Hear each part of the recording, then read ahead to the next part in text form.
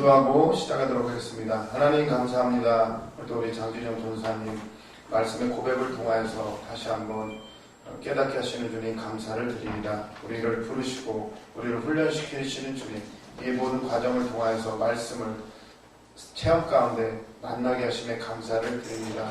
우리 안에 더욱더 우리 입에 말씀을 주신다고 약속하셨사오니 이 기간 동안에 더 열심히 기도하고 더 말씀 충만하면서 언제 어디서든지 주의 복음 증거하는 귀한 능력자들 다 되게 하여 주시옵소서. 오늘도 수업할 때에도 성령님 함께 하심을 믿사오며 감사드리며 예수님의 이름으로 기도드렸습니다.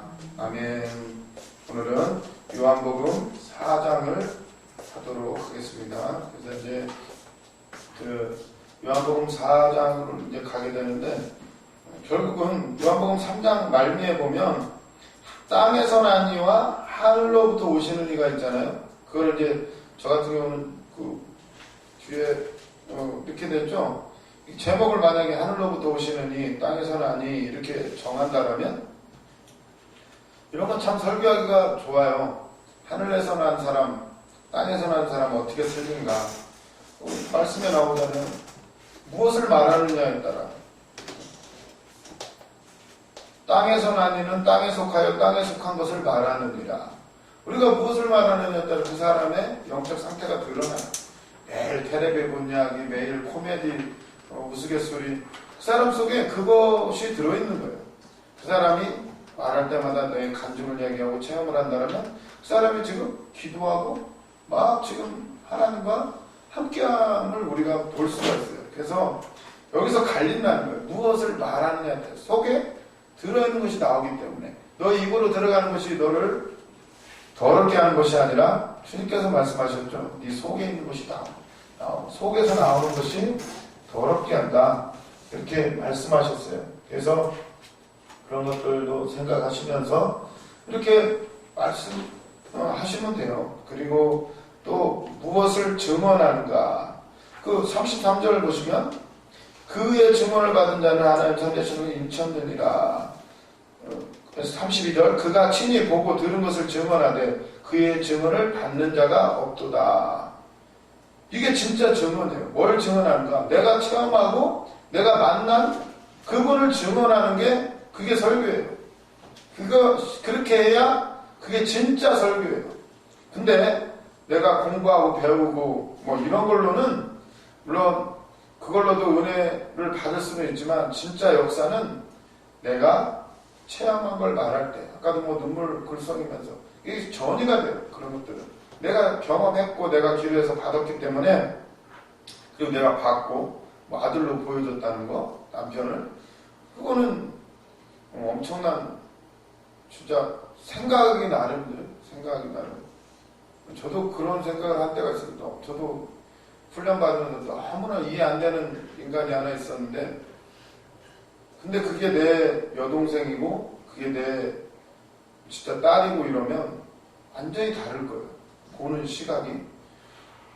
알기는 아는데 막상 닥치면 쉽진 않아요. 그런데 어느 정도는 이해하고 또 넘어갈 수가 있어요. 그게 이제 주님의 사랑으로 들어가게 되는데, 뭐 우리만 그런가요?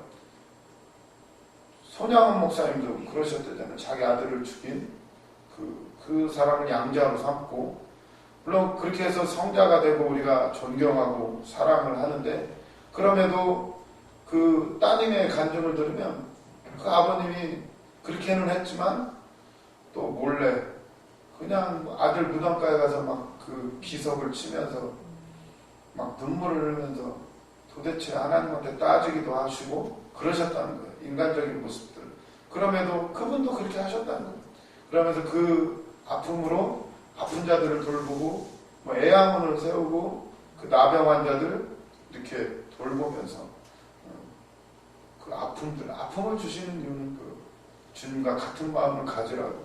우리가 그게 아니면은 우리가 뭐 사명도 안 하죠. 사실 아픔이 없으면 다른 사람 마음 이해도 못해요. 왜 저 모양이지? 근데 막상 나도 그 위치에서 보면 어쩔 수 없는 일들이 많아요. 어쩔 수 없는 일들. 돈이 없으면 어쩔 수 없더라고요. 뭐 비굴하지 않으려고 해도 비굴할 수밖에 없고, 또 뭐 어쩔 수 없는 부분들이 많아요. 그런데 그걸 통해서 우리가 정말 주님을 만나게 되고, 또 그게 있으면 나중에 말씀 참 증언자가 돼요. 내가 체험을 했기 때문에. 그래서 내가 체험하지 않고 설교하는 건 다 가짜예요. 가짜. 물론 지식적으로 할 수도 있지만 그거는 아무런 역사를 못 일으켜요. 그래서 우리를 진짜 무엇을 증언하는가, 내가 받은 걸 증언하는가, 그건 하늘에서 온 사람이에요. 그런데 내가 받지 않고 내가 체험하지 않은 것을 그냥 머리로 만들어내서 하는 것은 그건 땅에서 난 사람, 땅에서 난 사람. 그렇게 구분할 수가 있고, 근데 그냥 제가 잡은 거예요. 이거는 이렇게도 할 수 있다는 거예요. 얼마든지. 그리고 중요한 거 34절, 하나님이 보내신 이는 하나님의 말씀을 하나니 이는 하나님께서 성령을 한량없이 주심이니라. 아멘. 가장 중요한 거죠. 하늘에서 난 사람은 성령이 하셔요. 성령이. 땅에서 난 사람은 영으로 하는 게 아니라 어떻게 보면 악령이고, 어떻게 보면 자기 생각으로. 자기 생각으로 하는 것들은 다 죄고, 믿음으로 하지 않은 것은 다 하나님의 역사가 아니에요. 그래서 하늘에서 온 자, 땅에서 난 자, 이 본문에서는 그렇게 할 수 있다는 거예요. 물론 이제 성경 지식이 많아지고 체험이 많으면 더 풍성하게 얘기를 할 수가 있어요.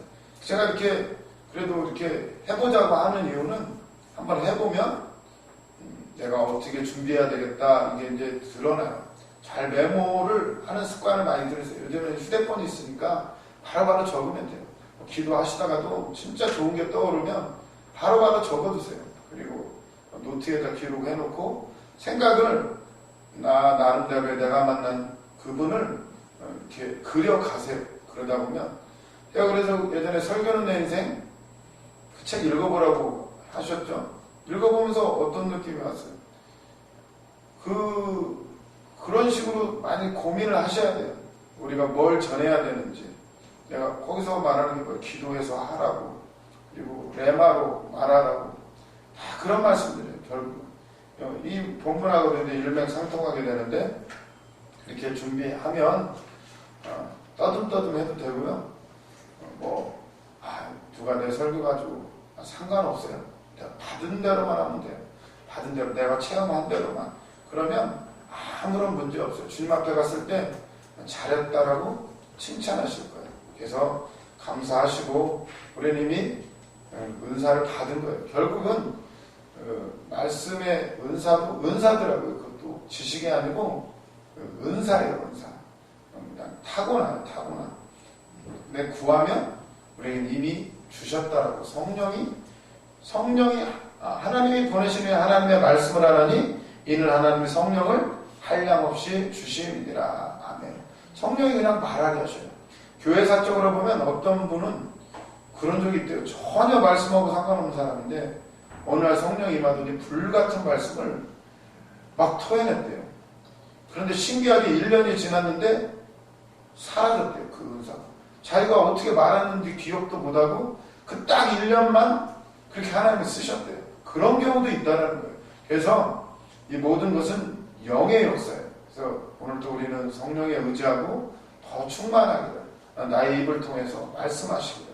이제 성령이 임하시면 이게 모든 게 내 것이 아니라 주님 거라는 거예요. 주님이 핏값으로 사셨고, 내 손가락도 주님 것이고, 내 입도 주님 것이고, 내 모든 게 주님 거라고 그런 믿음이 있다라면 얼마든지 나를 통해서 주님이 역사하실 줄로 믿습니다. 믿음대로 돼요. 믿음대로. 그래서 믿음 가지시고 소망을 가지시고 승리하시기를 바랍니다. 이제 4장으로 넘어가게 되면 굉장히 이제 중요한 말씀들이 이제 계속 나오게 되는데, 4장 1절, 예수께서 제자를 삼고 세례를 베푸신 것이 요한보다 많다는 말을 바리새인들이 들은 줄을 주께서 아신지라. 바리새인들이 들었어요. 예수한테로 다 지금 사람이 몰리고 있다. 그리고 예수한테 세례받은 사람이 요한한테 세례받은 사람이 더 많다. 이런 소식이 이제 바리새인들한테 들어가게 돼요. 그러면 이제 바리새인들이 나오겠죠. 이제 진짜 그 사람이 메시아인지, 이제 따지러 올 거예요. 그럴 때 2절에 보시면 예수께서 친히 세례를 베푸신 것이 아니요 제자들이 베푼 것이라. 제자들이 했다는 거예요.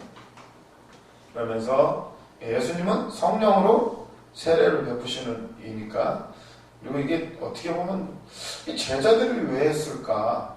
세례 요한을 흉내냈을 수도 있고, 아마 어떻게 보면 제자들이 예수님을 빙자해서 약간 이게 뭐 뉘앙스가 좀 그래요. 예수님이 하신 게 아니라는 거예요.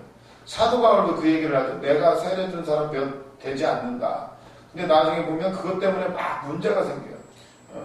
그런 것처럼 예수님도 지금 막 헛소문이 계속 나요. 막 사람들한테 세례 줘가지고 지금 막 사람들을 다 끌고 다닌다. 이런 이제 소문이 들어가게 되는 거예요. 그럴 때 3절 유대를 떠나사 다시 갈릴리로 가실새 사마리아를 통과하여야 하겠는지라.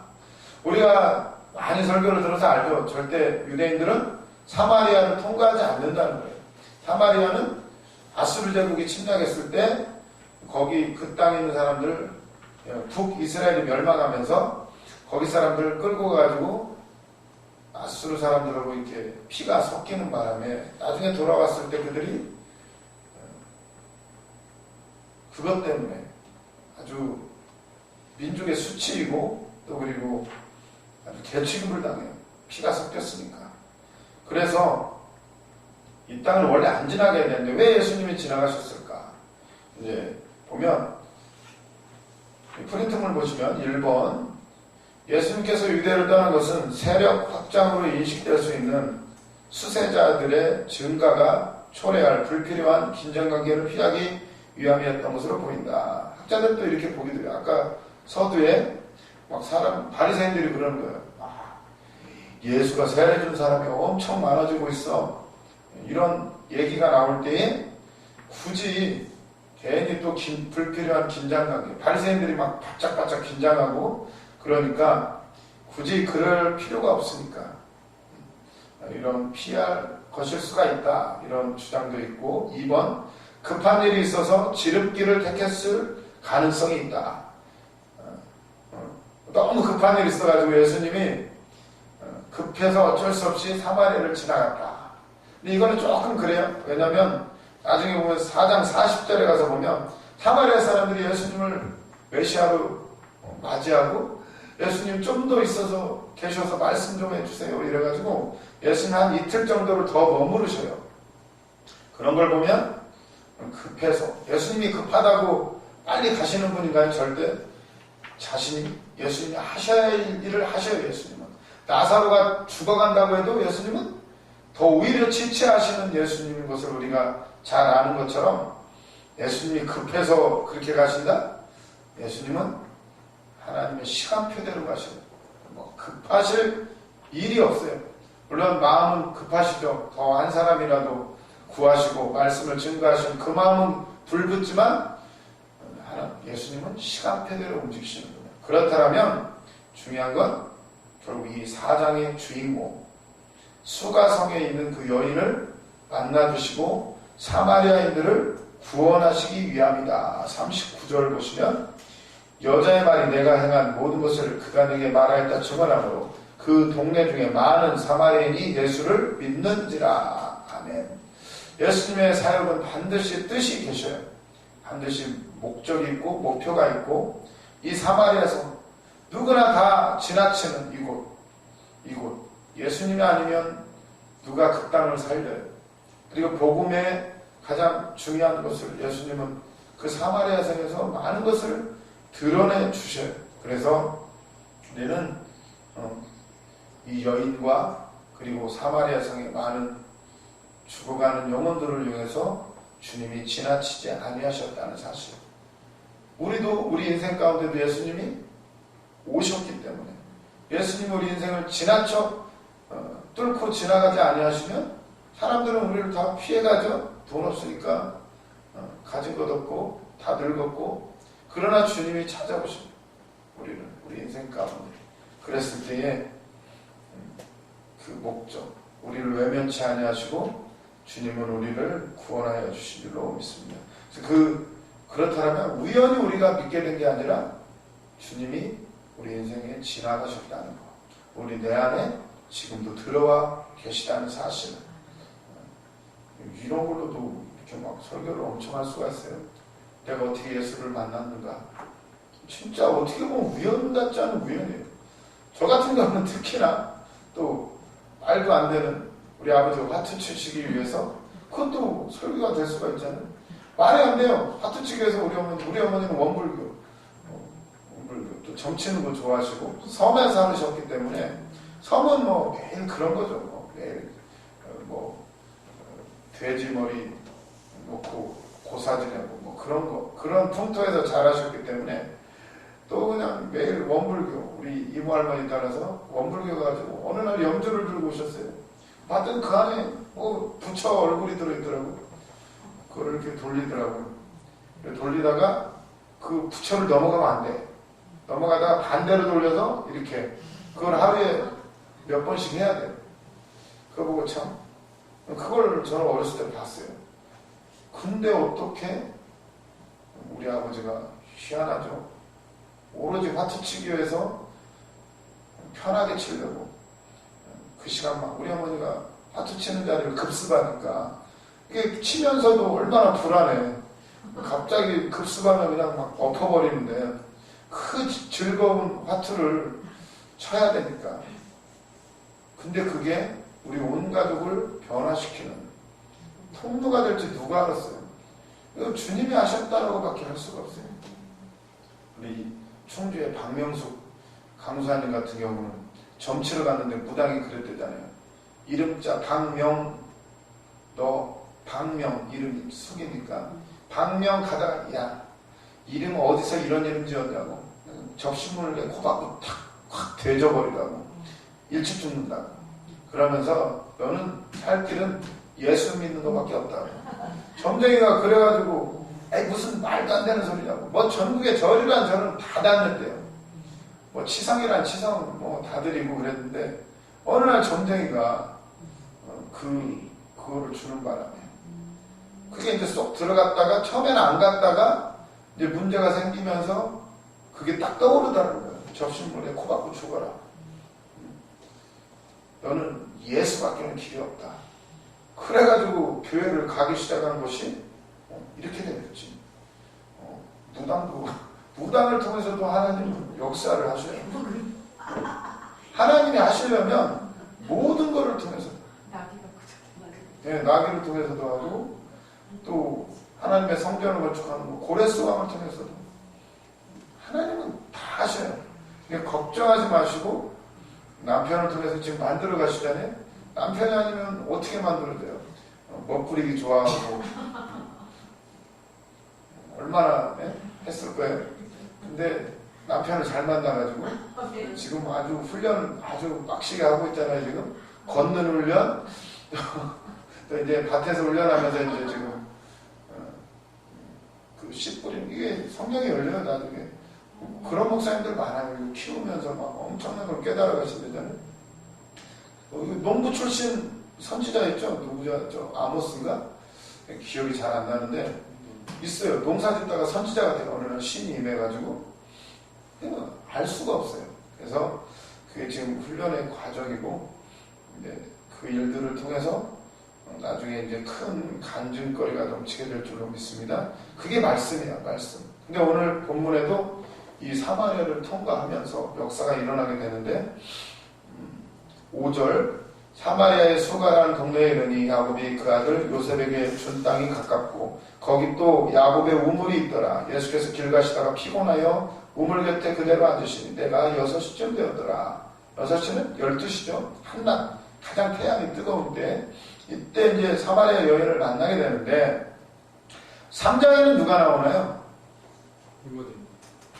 디모데가 아니고 니고데모 아주 높은 사람. 니고데모의 이름의 뜻이 백성을 정복한 사람. 그러니까 뭐 공회의원이고 사내들인 공회는 최고의 권력기관. 아주 높은 사람. 그래서 보면은 또 이렇게도 설교가 있다는 거예요. 니고데모와 수가성녀. 아주 높은 사람이 한번 나오고 이 수가성녀는 완전히 반대되는 사람이에요. 니고데모는 이 비교를 해보세요. 프린트물에 적어놨는데 니고데모, 수가성 여인, 차이점. 니고데모가 고위층의 유대 남자라면은 수가성 여인은 여자. 여자. 그 당시 여자는 진짜 사람 취급 못 받아요. 종보다도 오히려 밑에가 여자야. 그런데 또 사마리아 여자야. 사마리아. 더군다나 또 사마리아 여자. 소외계층에 속한 이름도 없어요. 이 여자는. 니고데모는 아주 이름도 아주 어마어마한 이름을 가졌는데 수가성 여인은 이름도 없는 여인. 완전히 대비되는 것을 지금 주님이 보여주시면서 누가 더 은혜를 많이 받나요? 니고데모는 성경에 그 뒤로의 어떤 내용들이 행적들이 많이 안 나와요. 이제 예수님의 시체를 장사 지내고 우리 예수님 재판받을 때도 약간 소극적인, 물론 예수님의 편을 들기는 하지만 약간 그런데 오히려 이 여인은 막 물동이를 던져버리고 나가서 전도하고 막 그 사마리아 성 안에 모든 사람들이 예수님을 영접하는 엄청난 붕괴의 역사가 일어나요. 주님이 하신다는 거예요. 이걸 보면서 또 보면 니고데모가 구원을 받지 않을 만큼 높이 올라갈 사람은 없다는 진리를 나타내는 표본이라면 아무리 높은 사람도 구원을 받아야 돼요. 그리고 사마리아 여인은 아무리 어느 누구라도 구원받지 못할 만큼 밑으로 떨어진 사람은 없다는 진리를 나타내는 표본이다. 그죠? 이것도 아주 3장과 4장 주인공을 비교해봐도 예수님은 지금 말씀하고 하시는 것이 무엇일까? 아무리 높고 가진 게 많은 사람도 구원받지 않으면 안 된다는 거예요. 그리고 아무리 천한 사람도 구원의 대상에서 제외되지를 않는다는 사실이에요.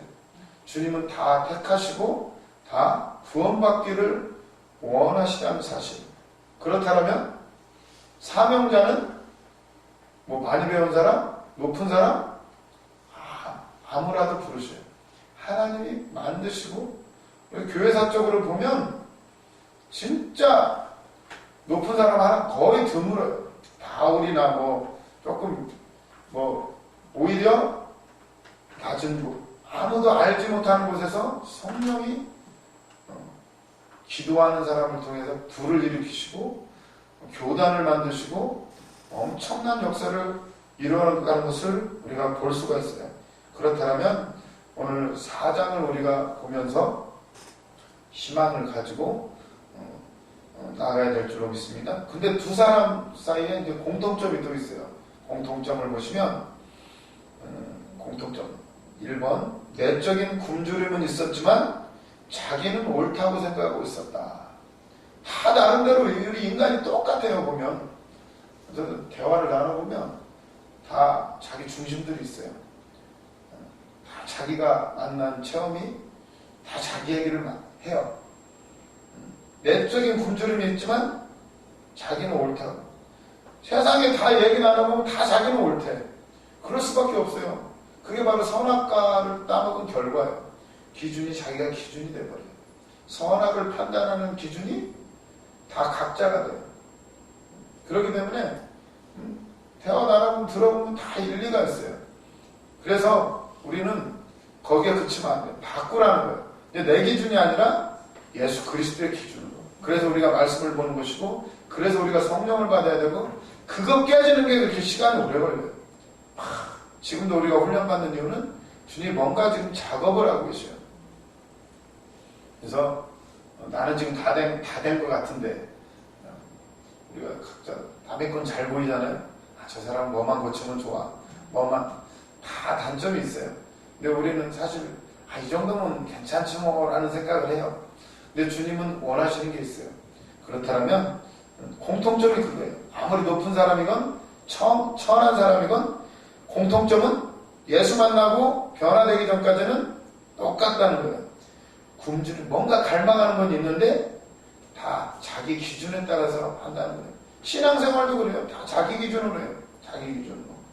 2번, 예수님의 영적인 가르침에 저차원적, 문자적, 물질주의적인 태도로 반응한다. 이게 뭔 얘기예요? 니고데모하고 예수님하고 대화할 때도 뭐라고 하나요? 다 니고데모는 육적인 시각에서 말을 하고, 아니 내가 모태에 들어갔다 다시 나와야 됩니까? 여자는 또 뭐라고 해요? 여자는 당신이 지금 유대인으로서 사마리아 여자에게 물 달라고 합니까? 계속 육적인 걸 그런 물이 있으면 나한테도 주십시오. 지금 예수님은 물 얘기를 하려고 하는 게 아니에요. 물이 물론 상징하는 게 있지만 계속 영적인, 예수님은 계속 영적으로 얘기하시는데 이 니고데모건 이 여인이건 계속 저차원적 문자적으로 대응하고 물질주의적, 이 눈에 보이는 대로 생각을 하는 거예요. 영이 아니면 우리는 어쩔 수 없는 똑같은 인간이라는 거예요. 고린도전서 2장 14절을 찾아보시면 2장 14절, 육에 속한 사람은 하나님의 성령의 일들을 받지 아니하나니 이는 그것들이 그에게는 어리석게 보이며 또 그는 그것들을 알 수도 없나니 그러한 일은 영적으로 분별되기 때문이라. 아멘. 오직 영이 아니면 어쩔 수가 없다라는 거예요. 아무리 높고 지식이 많건 아무리 천하건 똑같다는 거예요. 영이 아니고서는. 깜짝 놀랄 때가 많아요. 좀 배움이 없고 조금 모르면은 더 목사님 말씀을 잘 들어야 되잖아요. 그게 희한하더라고요. 오히려 더 안 들을 때가 많아요. 왜? 그 사람이 아는 것은 그게 전부기 때문에 그 사람 기준에서는 다른 사람 다 틀린 거예요. 왜? 자기 이만큼밖에 안 하는데 다른 사람이 이만큼을 얘기하면 어차피 못 알아들어요. 그래서 말씀으로 깨어나지 아니하면 무식한 사람이건 똑똑한 사람이건 잘난치 않은 건 똑같다는 것을 알게 돼요. 왜냐하면 그럴 수밖에 없어요. 그 사람에게는 그게 전부니까. 다른 게 이해 안 되거든. 인간은 어쩔 수 없이 똑같다는 거예요. 영이 아니면 아무리 공부 많이 해도 똑같아요. 못 알아들어요, 절대로. 왜냐하면 육과 영이 영적인 세계가 완전히 다르기 때문에. 그리고 3번에 보면 영적으로 텅 비어 있었지만 하나님에 대한 필요성을 의식하고는 있었다. 뭔가 갈망이 있어요. 그래서 니고데모도 밤에 찾아왔고 이 여인도 뭔가 갈망이 있어요. 그래서 이 본문에 나오게 되는데 알고는 있는데 뭔지는 모르는 거예요. 주님이 찾아오시기 전까지는. 그리고 그들은 영적으로는 잃어버린 자들이었다. 니고데모 사람들이 알아주고 어차피 똑같아요. 주님을 만나기 전까지는 똑같다는 거. 로마서 3장 13절도 찾아보시고, 그리고서 보면은 6절에 보시면 거기 또 야곱의 우물이 있더라. 예수께서 길 가시다가 피곤하여 우물 곁에 그대로 앉으시니 때가 6시쯤 되었더라. 피곤하셨어요. 예수님도 그 뜨거운 낮에 걸어가시니 얼마나 목마르고 배도 고프시고 피곤해서 지금 우물가에 앉아 계셔요.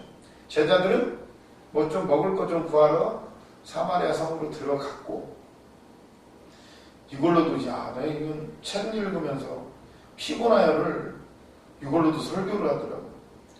읽어보세요. 예수님은 죄인들을 찾느라고 피곤해 계셨고 생명수를 줄 자들을 찾느라고 목이 가라시게 되었다. 이런 깨달음이 오면 이걸로 얼마나 설교를 만들어낼 수가 있겠어요? 예수님은 지금 피곤하고 목마르셔요. 근데 그건 사실 영적으로 보면 세상의 목마른 자들을 위해서 예수님 대신 생수를 주려고 그걸 지금 목마른 그 길을 걷고 계신 거예요. 그걸 이제 십자가로 연결을 시키면 예수님은 십자가에서 그 같은 목적으로 더 크게 목이 마르실 때가 있을 것이다. 예수님은 어떻게 해요? 그리고 내가 목마르다. 이거 찍어서 주는데 안 마셔요. 안 마셔요. 그 목마름을 다 감당하셔요. 우리의 목마름 때문에. 그렇다면 이제 설교는 항상 이렇게 끝나야 돼요. 그런 게 좋더라고요. 이런 저 같은 경우는 그렇게 하려고 노력을 하는데 일단 본문을 잘 이해를 하고 그 다음에 그거를 어떻게 하면 예수 그리스도로, 지금도 이 목마름 가지고도 예수님의 십자가로 연결을 시켰잖아요. 그리고 나서는 결국은 우리한테 적용을 해야 돼요. 우리한테. 그렇다면 우리의 피곤함과 목마름은 누구를 위한 것인가? 이걸 이렇게 설교를 하면 얼마나 좋겠어요. 아까 장진영 전사님 말씀하신 것처럼 그렇다면 내가 지금 밥 메고 왼수 같은 사람을 통해서 피곤하고 목마른 것은 누구를 위한 건가? 이렇게 질문을 던져보는 거예요. 그렇다면 누구를 위한 거예요? 아까 고백을 하잖아요. 그런 것들을 통해서 상처받은 사람들, 다른 사람들을 형제 자매로 이해하게 되고 깨달음이 오고 이제 그런 사역들을 할 거란 말이에요. 치유 사역, 마음이 아픈 자, 찢긴 자. 결국 이게 뻔해지는 거예요. 내 목마름, 내 문제들 왜 주셨을까? 그거 바로 그거예요. 누구를 위한 건가? 내 목마름은 이제 내 목마름을 가지고 그